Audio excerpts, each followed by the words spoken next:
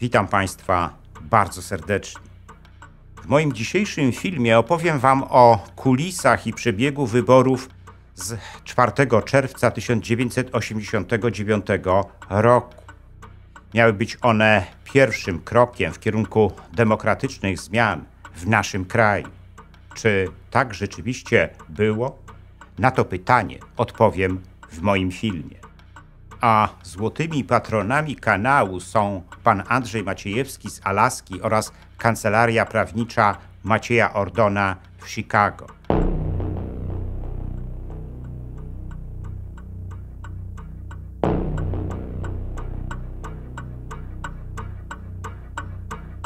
Proszę Państwa, 4 czerwca 1989 roku skończył się w Polsce komunizm. 4 czerwca 1989 roku o godzinie 6 rano w całym kraju otwarto lokale wyborcze. Rozpoczęła się pierwsza tura głosowania. Do zdobycia było 460 mandatów w Sejmie i 100 mandatów w nowo utworzonym Senacie. Ale nie były to jeszcze w pełni wolne wybory. Tak naprawdę ich rezultat został uzgodniony przy okrągłym stole i zagwarantowany porozumieniem zawartym pomiędzy opozycją a przedstawicielami komunistycznej władzy. Przewidywało ono, że rządząca Polską komunistyczna Polska Zjednoczona Partia Robotnicza wraz ze swoimi satelitami, Zjednoczonym Stronnictwem Ludowym i Stronnictwem Demokratycznym, będą miały zagwarantowane 65% mandatów w Sejmie, a o pozostałe 35% mandatów może ubiegać się opozycja. Z kolei w wyborach do Senatu obie strony, czyli obóz władzy i opozycji, mogą powalczyć o 100 mandatów w 49 okręgach wyborczych. Częścią tego porozumienia była również tzw. lista krajowa. Ogólnopolska lista obejmująca 35 mandatów do Sejmu dla przedstawicieli najwyższych władz państwowych i partyjnych związanych z PZPR i jej satelitami. Lista krajowa, na której się oni znaleźli, tak naprawdę miała służyć bezproblemowemu uzyskaniu przez nich mandatów. Taką praktykę komunistyczne władze zastosowały już w wyborach do Sejmu w 1985 roku. Jest to lista wspólna dla całej Polski. Te 35 nazwisk to są, proszę Państwa, mówmy sobie szczerze, prominenci. Ja te 35 nazwisk skreślę. Posłowie mieli być więc wybierani zarówno w okręgach wyborczych, jak i z listy krajowej. Aby oddać ważny głos na danego kandydata w okręgu, należało wykreślić pozostałych kandydatów. Wybranym na posła mógł zostać kandydat, który otrzymał połowę głosów ważnych. Ustalono również, że wybory odbędą się w 2 turach. Pierwsza z nich będzie miała miejsce 4 czerwca, a druga 18 czerwca.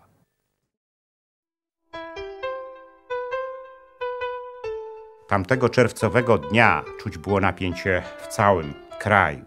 Ale pomimo tego wybory, poza nielicznymi incydentami, przebiegały spokojnie. Komunistyczne władze nie przewidziały jednak tego, że już ta pierwsza tura wyborów przyniesie dla obozu władzy totalną porażkę. Gdy oficjalnie ogłoszono wyniki pierwszej tury głosowania, okazało się, że kandydaci opozycji zdobyli aż 160 z przypadających jej 161 mandatów poselskich. Większość z nich uzyskała poparcie oscylujące pomiędzy 60 a 80%. Tylko jeden kandydat obozu opozycji nie zdołał przekroczyć 50% progu i musiał walczyć o mandat w drugiej turze. Nie inaczej było zresztą w przypadku Senatu, gdzie kandydaci opozycji mogli liczyć na pełną pulę. Dla obozu władzy ta pierwsza tura głosowania okazała się więc sromotną porażką. W okręgach wyborczych do Sejmu tylko 3 kandydatów zdołało przekroczyć wspomniany próg 50% głosów ważnych.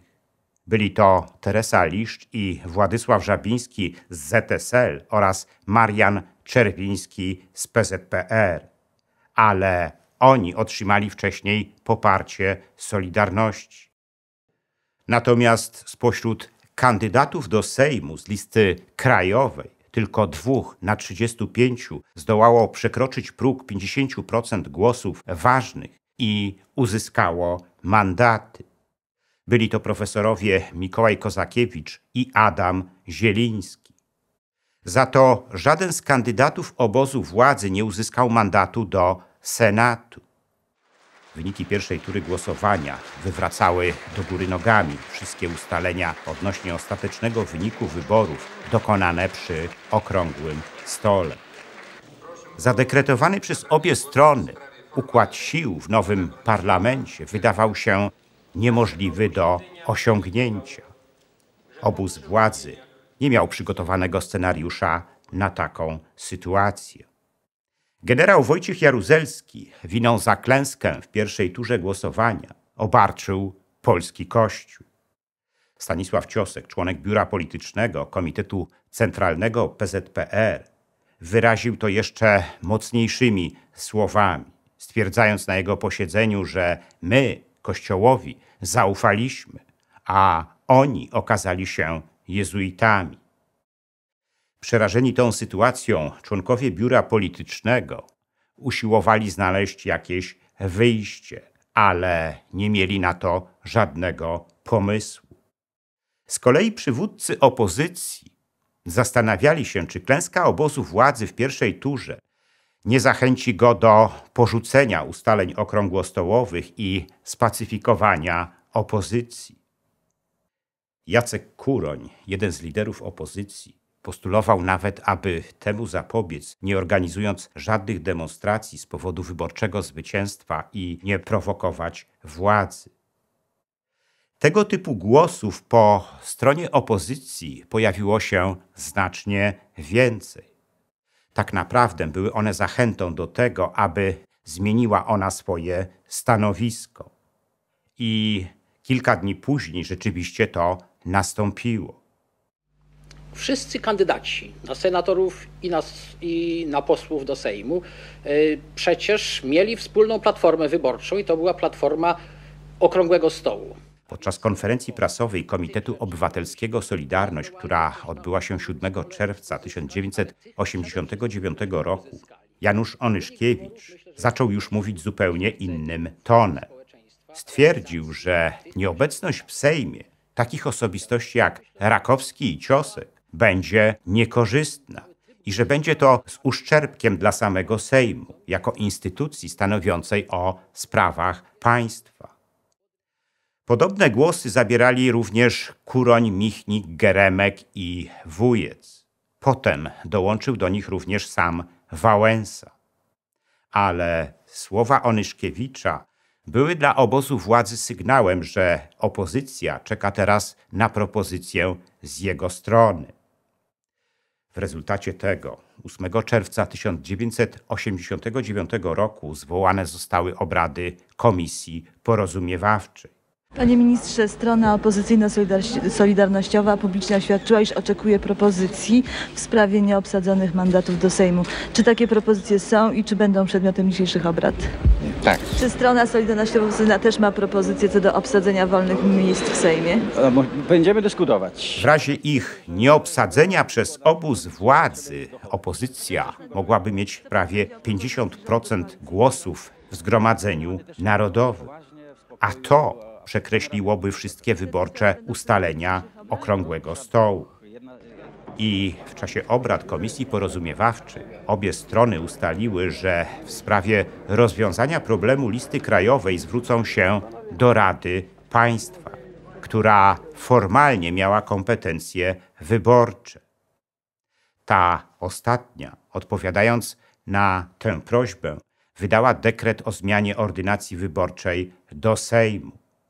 Na mocy tego dekretu w przypadku nieobsadzenia mandatów z listy krajowej miano przeprowadzić ponowne głosowanie, przenosząc je do konkretnych okręgów wyborczych. W południe na Długim Targu grupa Solidarności Walczącej nawoływała do bojkotu wyborów. Wołano Targowica i wybory u Papuasów. Dekret Rady Państwa o zmianie ordynacji wyborczej przed drugą turą głosowania wywołał jednak falę społecznego niezadowolenia. Dla wielu Polaków był to polityczny szwindel, na który niepotrzebnie zgodziła się opozycja. Nie będziemy przeszkadzać władzy, która będzie szła, niezależnie kto tam będzie, jeśli będzie... Zaistniałą sytuację usiłował tłumaczyć Polakom sam Wałęsa, podkreślając, że związek nie oddaje niczego z tego, co wygraliśmy, a jedynie musi oddać to, co już z góry było przeznaczone dla drugiej strony. Ale ta deklaracja Wałęsy nie mogła już uspokoić wyborców, którzy w pierwszej turze głosowania poparli kandydatów opozycji. Zgodnie z ustaleniami 18 czerwca 1989 roku odbyła się więc druga tura głosowania.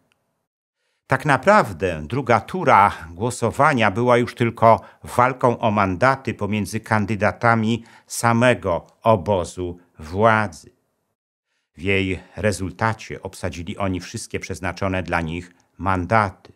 Chodziło konkretnie o 33 mandaty przeniesione z listy krajowej do okręgów oraz 261 mandatów w okręgach, których obóz władzy nie zdołał obsadzić w pierwszej turze. W rezultacie drugiej tury głosowania PZPR ulokowała w Sejmie 171 posłów, ZSL 73, a SD 27. 23 posłów ulokowały w Sejmie koncesjonowane przez władze organizacje katolickie.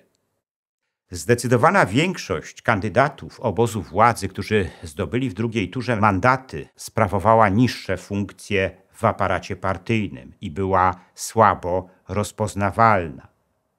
Spośród tych, którzy byli wyżej w nim usytuowani, mandaty zdobyli jedynie Marian Orzechowski, Iwona Lubowska i Zbigniew Sobotka.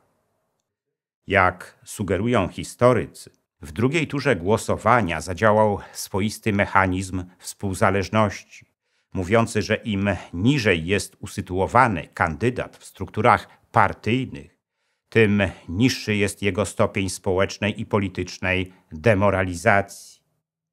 Frekwencja wyborcza, która w pierwszej turze głosowania wyniosła 62%, w drugiej turze głosowania stopniała do zaledwie 25,5% uprawnionych.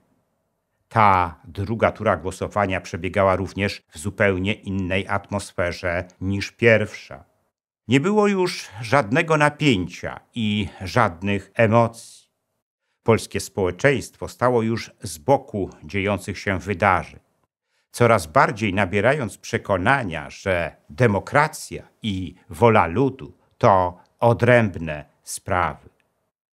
Zauważył to rządowy Cebos, który w swojej powyborczej analizie jasno stwierdził, że druga tura wyborów była interesująca tylko dla nielicznych. Rzadko w polskiej historii było tak, że Polacy szli do wyborów z tak wielką nadzieją na zmiany, jak było to 4 czerwca 1989 roku. Tamtego dnia poszli do lokali wyborczych, wierząc, że ich głos tym razem będzie się liczył. Poszli nieprzymuszeni przez nikogo, z własnej woli, zamierzając poprzeć kandydatów opozycji, bo jedynie ta dawała im nadzieję na te zmiany. Jednak ta ich wiara została złamana po pierwszej turze głosowania. Zmiana ordynacji wyborczej, jakiej wówczas dokonano, była zmianą reguł gry w jej trakcie. Jakimś zwyczajnym kantowaniem, i to kantowaniem z udziałem opozycji i jej lidera Lecha Wałęsy. Nie zaprotestował przeciwko temu nawet polski Kościół, który miał być bezstronnym obserwatorem tych zmian. Nie zaprotestował również przeciwko temu ani śledzący tamte wybory ambasador Stanów Zjednoczonych John Davis, ani zachodnia opinia publiczna. Tak czy inaczej, dokonana zmiana ordynacji wyborczej przekreśliła nadzieje Polaków, z którymi szli na tamte wybory. Dla wielu z nich, jak pisała autorka jednego z listów protestacyjnych do Wałęsy, było to świadectwem upadku zasad moralności politycznej. W perspektywie budowy demokratycznej Polski w następnych latach było to posunięcie bardzo złe i przyniosło swoje konsekwencje. Polacy nie chcieli chodzić na kolejne wybory, bo za bardzo już nie wierzyli w możliwość dokonania zmiany w wyniku procesu wyborczego.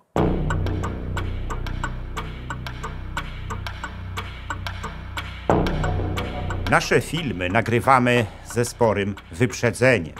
Aby lepiej odpowiadać na Wasze oczekiwania, teraz zapowiedzi kolejnej zakazanej historii zamieszczamy tylko w opisie pod bieżącym filmem.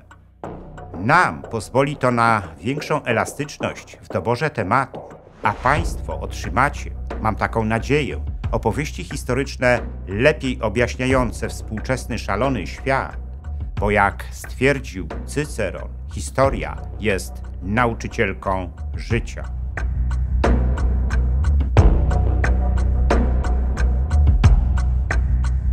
Dziękuję za liczne komentarze moich filmów i wpłaty. W sposób szczególny chciałbym podziękować złotym patronom, którymi są pan Andrzej Maciejewski z Alaski oraz kancelaria prawnicza Macieja Ordona w Chicago, a także srebrnym patronom, wśród których są panowie Dariusz Kwoka, Michał Rychwalski, Dariusz Wietrzykowski, Arkadiusz Strykowski, Wojciech Trojan, Andrzej Brzezina, Piotr Jaskiernia oraz Kongres Polonii Kanadyjskiej z okręgu Toronto i Stowarzyszenie Nasza Polonia z Australii. Zachęcam wszystkich do wspierania mojego kanału, co pozwoli na jego dalszy rozwój. Teraz można to zrobić nie tylko przez Patronite. Szczególnie dla patronów zagranicznych przydatne są możliwości bezpośredniego wsparcia na YouTubie w formie jednorazowej wpłaty klikając podziękuj, a także cyklicznych wpłat klikając wesprzyj na dole ekranu. Wpłat można też dokonywać przez PayPal oraz bezpośrednio na moje konto bankowe, którego numer widzicie teraz na ekranie. Więcej informacji na temat wspierania kanału na różne sposoby znajdziecie w opisie pod filmem.